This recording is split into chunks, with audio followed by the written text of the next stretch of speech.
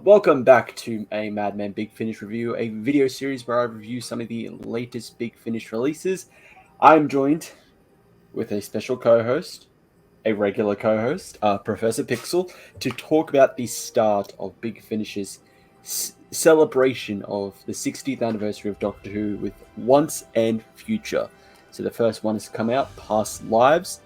So for those who don't know what Once and Future is, the Doctor is degenerating through past lives.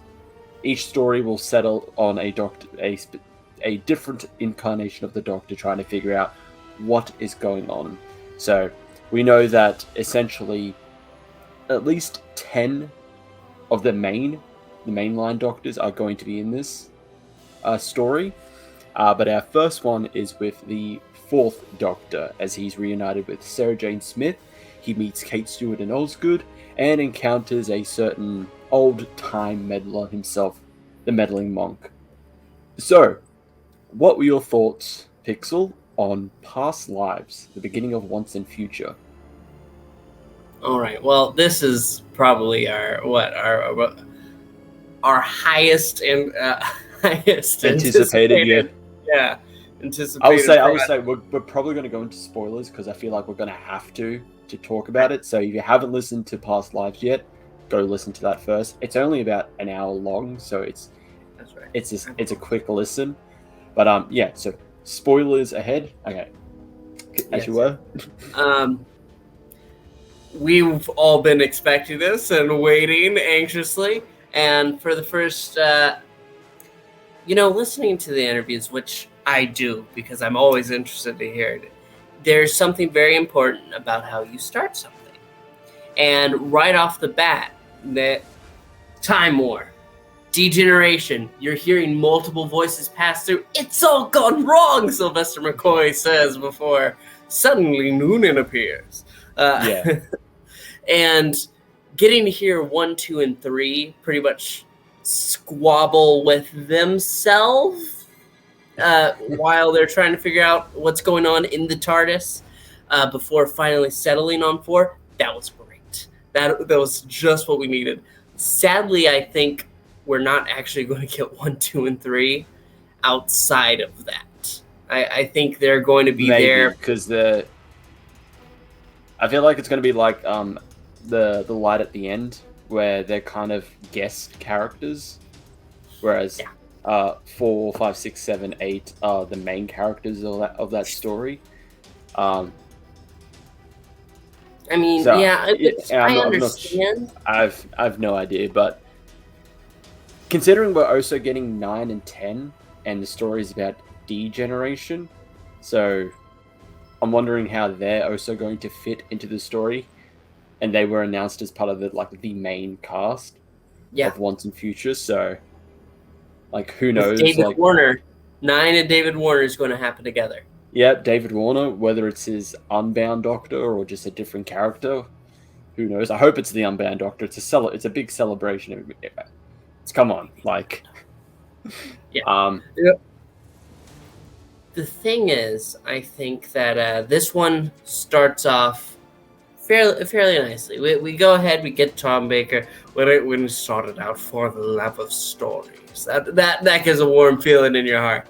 But the story itself, I think it's rather simple. I did love the monk getting frustrated because Tom Baker kept popping up. He's like, how do you keep following me? And pretty much the gist of it is the monk can't really help him in the end. Somehow the monk is involved with the degeneration. We hear that from the Doctor himself. But the monk's like, well, that might be in my future, but not me now. Yeah. I know nothing about that. Yeah, well, I really enjoyed this. I think it is somewhat of a simple story, but it is a really good setup for what the overarching story is about this degeneration. And given that it's an anniversary, I feel like each story is gonna just touch back on the era of that Doctor. So with this one, you have Sarah Jane Smith just after at the end of The Hand of Fear when she left, like her coming back, and then Kate Stewart, her father being the Brigadier, a big important person to the second, third, and fourth Doctor eras. So I feel like the story, while it worked, it was nice and simple. I feel like it was more of a celebration of like the fourth Doctor as its main focus. I would say the only thing slight gripe with it is that I feel like, was there really any need for Sarah Jane Smith to be there? No. Like, Sadie Miller does a fantastic performance as Sarah Jane. I've listened to her in like the third Doctor box sets, and she's absolutely great. But I feel like they're just, okay, we need a companion for this story.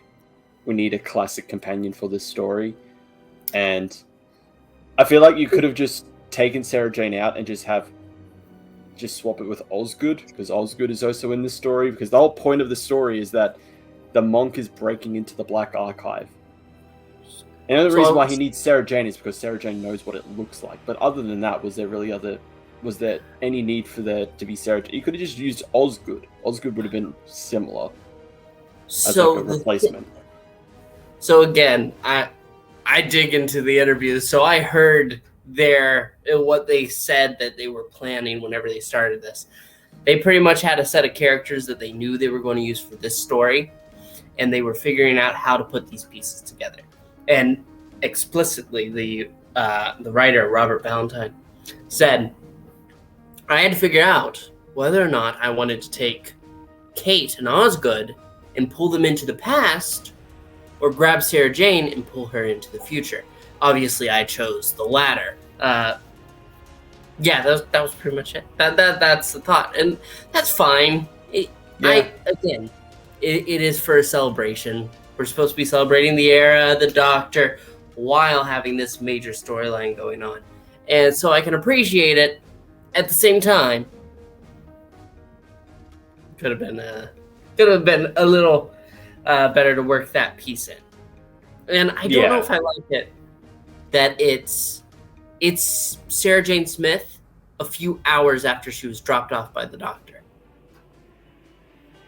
Yeah, because like, not counting the 5 Doctors, like her being left there was like, is a huge part of her like history, and like how she responds to that when she meets the Doctor again properly in school reunion with the 10th Doctor. Just like, no, you left me behind, like you just left me, like.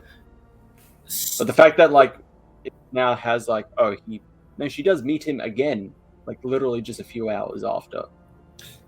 But whole, again, like, time.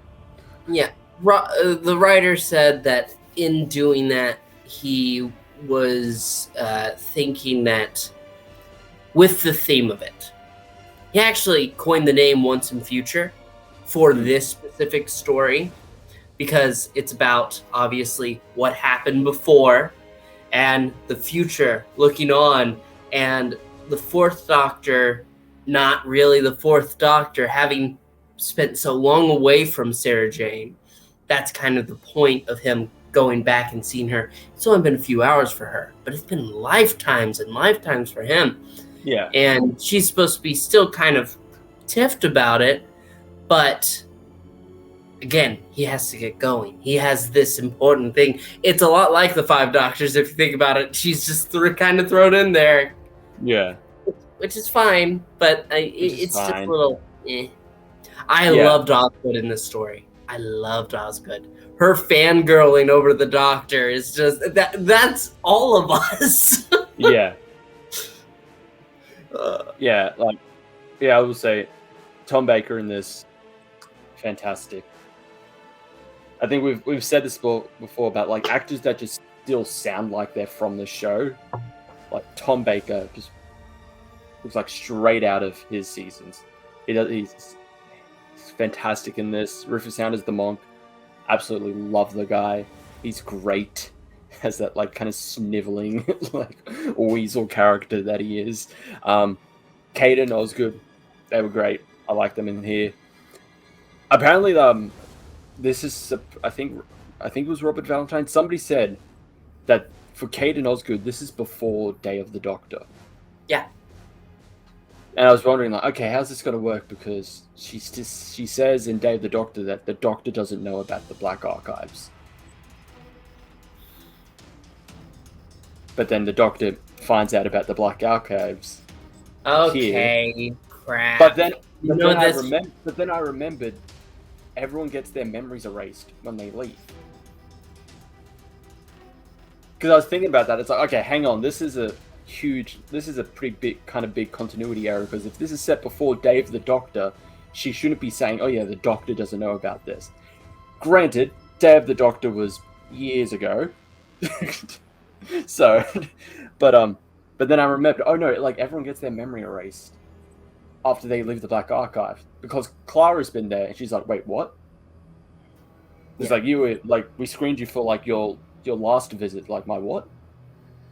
It could be that, and I hear a lot of people saying this, they think that it's 8 who degenerates. I'm still hoping for War. I think it's better if it's the War Doctor. I think it's 8. Going by the trailer and by the design of the TARDIS, it's 8.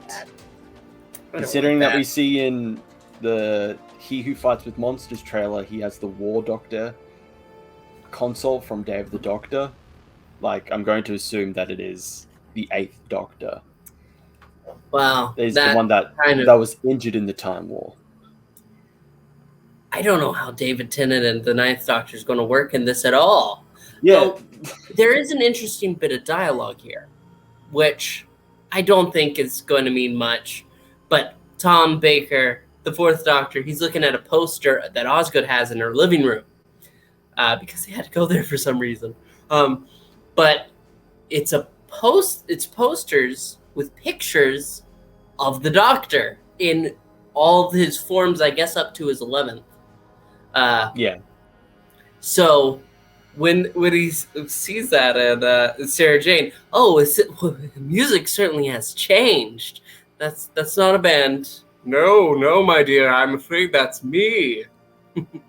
But with that, he says, well, it's who I'm going to be, or some I've been, or perhaps some I'll never be again.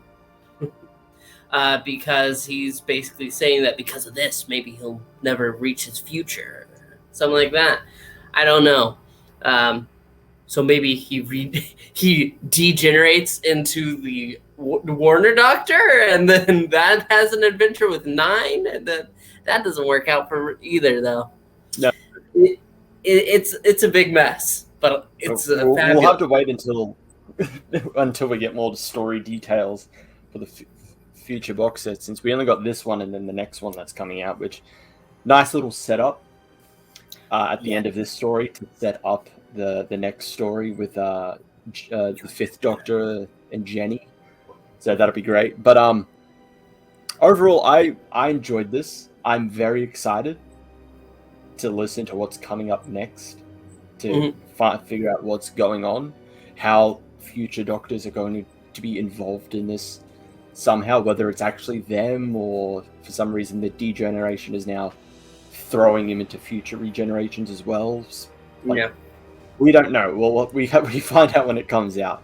But what would you rate Once and Future Past Lives? Okay. As it's the first part, it has a strong start. I think that the cast, they do a brilliant job. I was very entertained. I know I didn't touch upon it, but the monster, actually, I like that too. Their whole angle of, we're going to bring it back. Oh, they're actually all dead, dear. That's not really going to work out well for you. You brought them to life just so that they can die. Good job. But I don't know. I think it might be close to an 8. I think it is good. It's really solid, but it didn't have... It's just starting.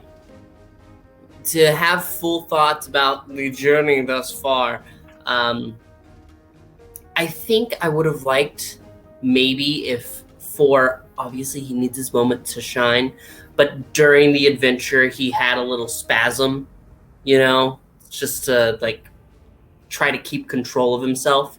His next journey is all about stabilizing himself just so that way he can survive a little longer to find out what happened to him. The degeneration got him a weapon.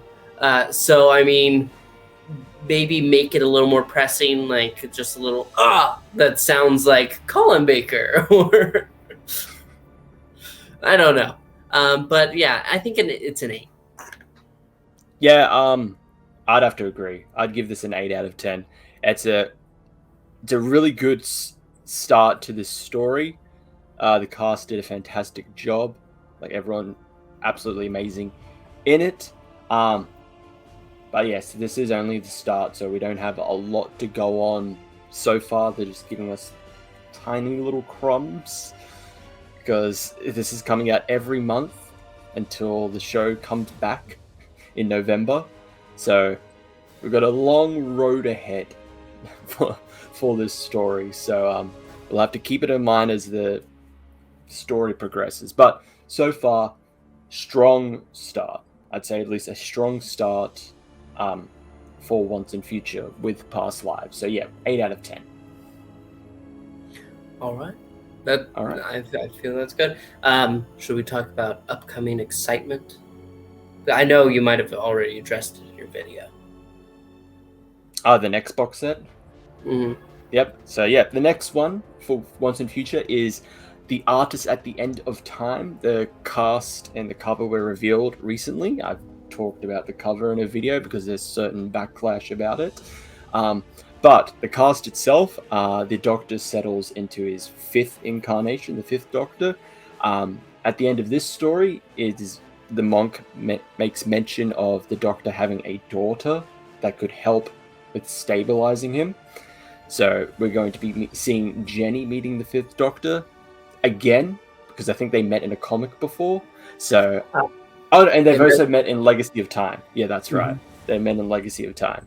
And also, it's not the only Doctor that's going to be there, because we have Colin Baker's Curator also being there. So I think having the Curator there makes me think maybe that's how 9 and 10 are going to be involved. They're probably starting to realize something is happening in their past, so they're journeying back to figure out what's going on, to help, because, well, this is endangering us as well. I don't know. But then again, this is the Curator, and the Curator is always, like, ambiguous. It's just always, I'm here in the future. I've lived these events, but I'm not going to interfere. Except for the Colin Baker one, who's like, yeah, I'm going to interfere. It's what I do. I do. But when we first heard this title, I was thinking, okay, who is it going to be? Are they going to make up someone? But when that cover came out, and you could see Colin Baker, and he's holding the paintbrush right there, leads me to believe that he is the artist at the end of time. Maybe, but then the description for the box set regards the artist as like a separate character. Really? Yeah. If I look into it, I wish I brought it up.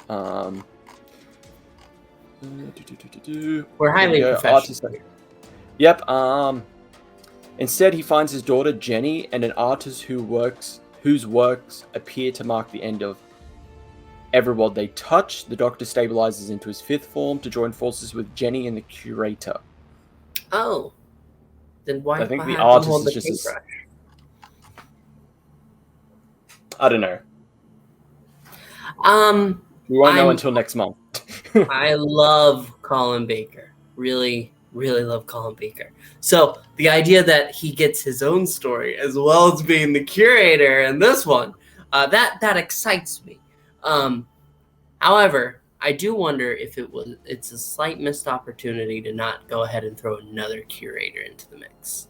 I know we just got this one, but at the same time, I think I don't know. If we're going to have Tom Baker Curator as well. If we've got the Colin Baker one here, Like, it's a big anniversary, and you have two versions of the Curator.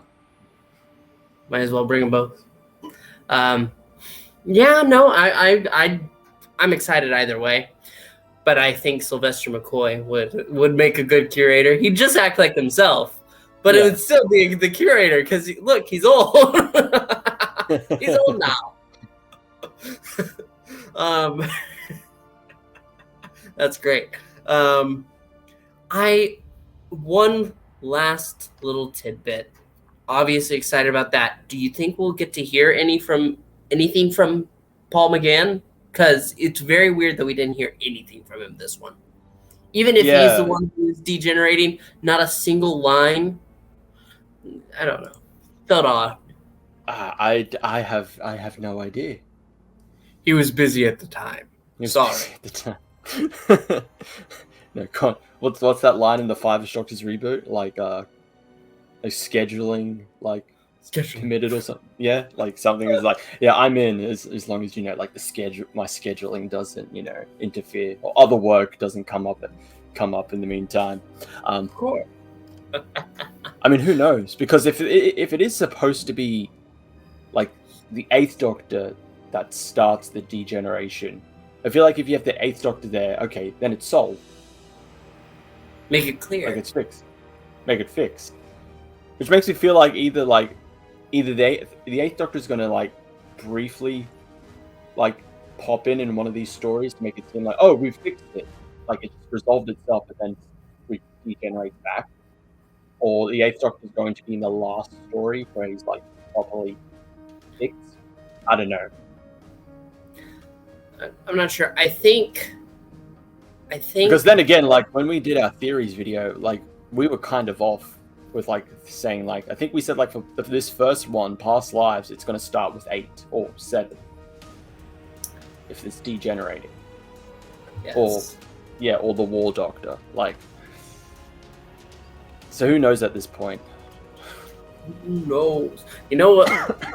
I don't know if I small part of me says forget Out of Time 4. Just go ahead. And his problem at the end there, he just gets thrown in the Time War, gets shot, and so it's starting from 10 all the way down, and that's how it makes sense. But I don't think that's going to happen. Who knows? Go ahead. One big adventure. Visit the old faces. But that's how it goes. But anyway, that was our review and our thoughts on Once and Future Past Lives. Thank you everyone for watching. Make sure to subscribe, hit the notification bell, check out our previous videos. And to remind everyone, we're taking a hiatus on live streams for whenever the week of this video coming out, and then the week after, depending.